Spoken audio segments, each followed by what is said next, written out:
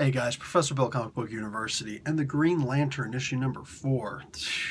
You know, if ever you think, for some reason, that you can walk up to a Grant Morrison book, any Grant Morrison book, and just be like, oh, it's a nice light reading, you really don't get it.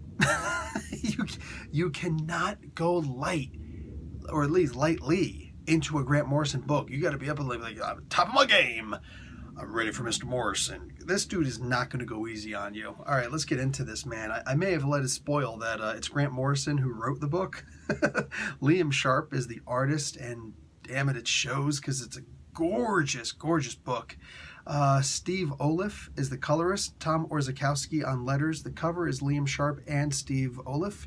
And the variant cover is by Tom Rainey and Alex Sinclair. All right, so basically a few things happen in this book. There's two different perspectives of an event or a chain of events that, one event that is branched off from two separate events. So they're both telling the same story, at least how they got to that point, but they're acting like it's somebody else who's really telling the story. So the whole time you're thinking, wait, is one who I think it is? Is one not who I think it is? Which one of these? Because one of these has got to be Hal Jordan telling the story, right? And everything leading up to the story is like, there's no way this is Hal Jordan. There's no either of these are Hal Jordan. Wait, I'm pretty sure that one's Hal Jordan. There's no way they're going to make it that easy. Dude, don't. Just stop.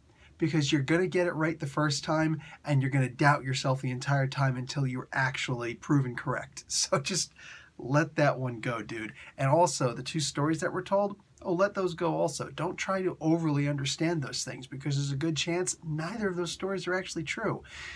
Grant Morrison will write this story, and Liam Sharp will draw this amazing... Every single page is a portrait, all right? Every single, panel is a cell in, like, the greatest animated movies you could ever imagine. All right? And they're going to turn this around on you, just like they did me, like they're doing to all of us. And just like, you just have to sit back, keep your guard up, read this comic book, and just freaking enjoy it. Don't overly try to understand it, because by the end, it's all going to be made plain. Seriously, like, don't put in too much extra work in the gist of this comic book.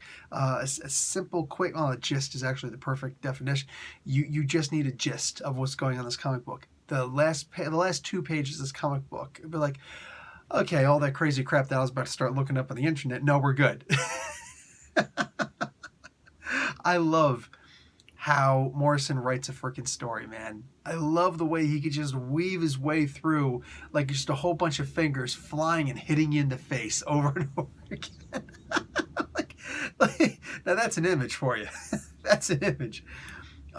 This is a gorgeous book in more ways than one, dude. And when you get to the end, you're just like, damn, well, I can't wait to read the next one. Because all of these books, all 4 of these, these issues that have come out so far in The Green Lantern, Beware My Power, buddy, they tie in, but ever so loosely. Like, each one feels like a one-shot. This is the first comic book, the first issue in this series, this title so far, that has actually made me realize genuinely that they are actually tied. Because this one technically continues. This one's like, to be continued.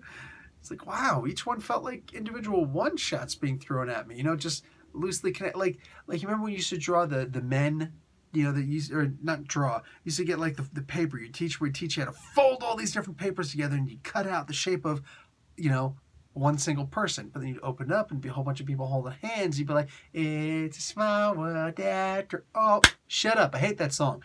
But just because it's played out. But like, they're all a bunch of individuals. You only cut one person, but they are all strung together somehow. It kind of feels like that. It kind of feels like we're studying ideals on the multiverse. I am thoroughly floored by how Grant Morrison is making this an undercover detective story. Meanwhile, these are obviously intergalactic space police. You know what I'm saying? Like Green Lanterns. And on one end, you're dealing with, there's a Sun Eater. And Hal Jordan has to save a Green Lantern from the Sun Eater. And he has to go in and stop the Sun Eater. But meanwhile, he's really going undercover on a single planet, and he never actually gets to his objective, but well, he's trying. And it's like, it's kind of like, you know what this is like? Okay, what's the name of that one movie? Reservoir Dogs meets Star Wars. All right? How about that? How about that?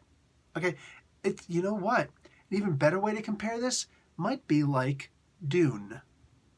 Think about that. This is the most galactic story, I believe, ever told. We're talking about an entire universe.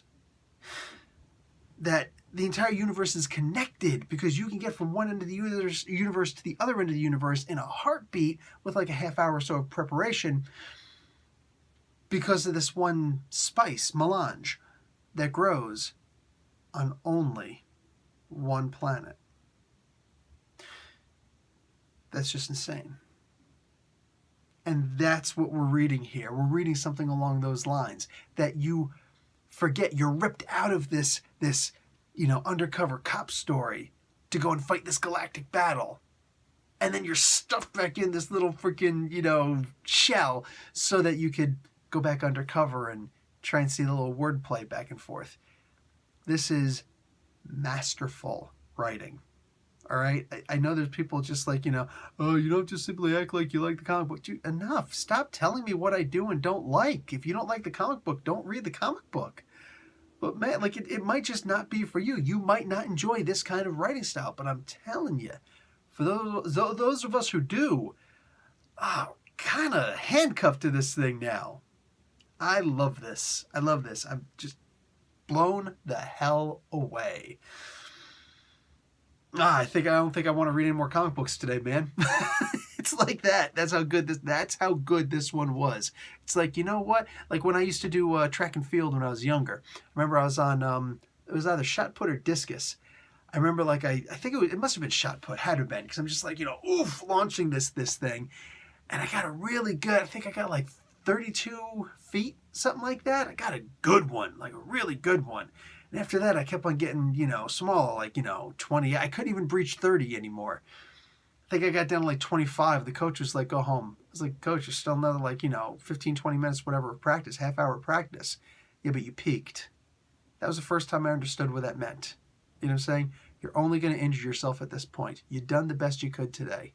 And that's how I feel. I feel like I'm back on that fit. This was ninth grade in Asbury High School. You know what I'm saying? And I feel like I'm back on that freaking coach in that, or back, what do you call it? In that little circle, being coached on the outside, talking about, just go home. You did good. Like, man, that's what it feels like. This is awesome. All right, guys, I'm done. Professor Bill, Comic Book University. Class dismissed.